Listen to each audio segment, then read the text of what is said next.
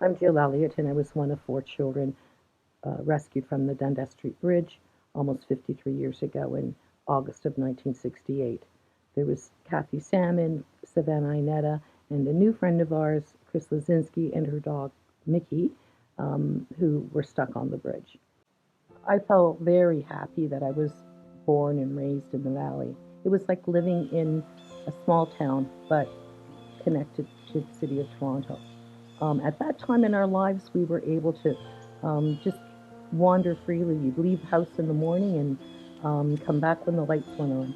The park was the main focus for us to spend our days, whether it was at Magwood Park with supervised activities, there were dances and there were sports and everything else connected there.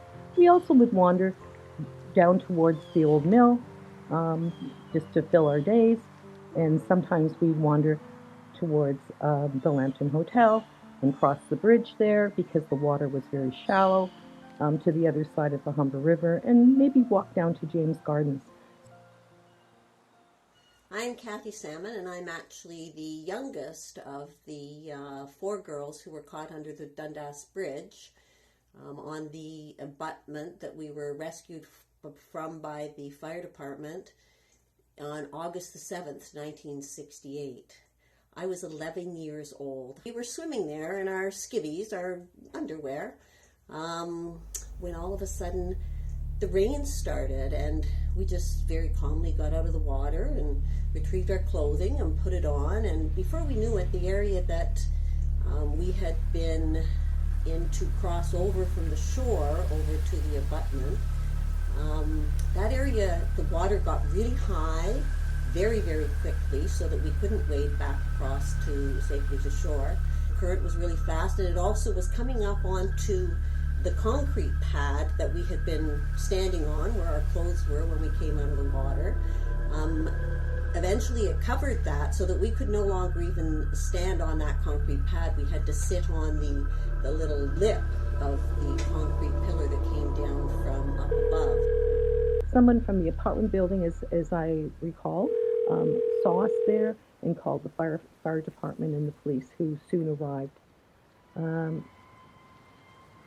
I was really quite embarrassed that when they did arrive, and at that time, as a 12-year-old, I don't think I realized the danger that we were in, and just really thought that, well, after a couple of hours, the water will subside and go down, and then we can go home.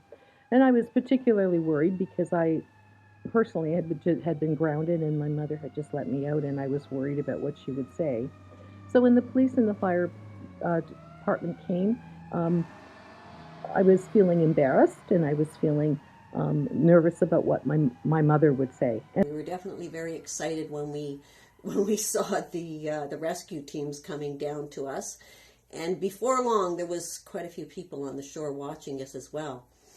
So they came down, and they realized that they couldn't get the aerial truck in place, from what I understand at the time. So what they did was they strung a bunch of ladders together, and then they used a crane. You can see in the photos, they used a crane to put that ladder over and then plunked it on top of the little lip of the bridge abutment, so that one of the firefighters, Ken Nickel, crawled across that thing to come and try and rescue us. Well, the water was just raging like crazy.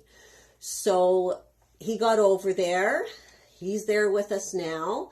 And he's explaining to us how we're going to get onto this strung together ladders and crawl back across this raging water. So the first person to do this was Chris Lazinski.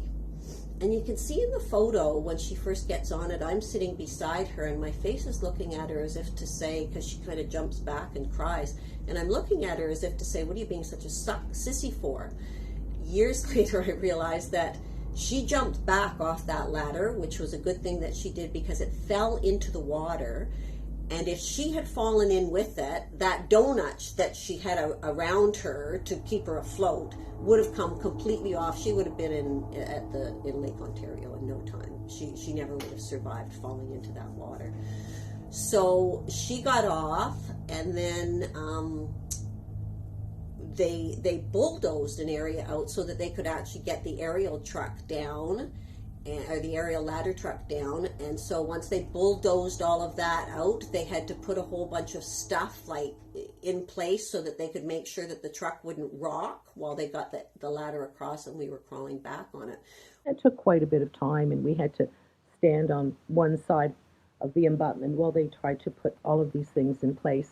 And it became quite chaotic as helicopters from the various news outlets came to see what was going on. And I think one or two of them even flew underneath the bridge, which created a lot of wind and was more frightening.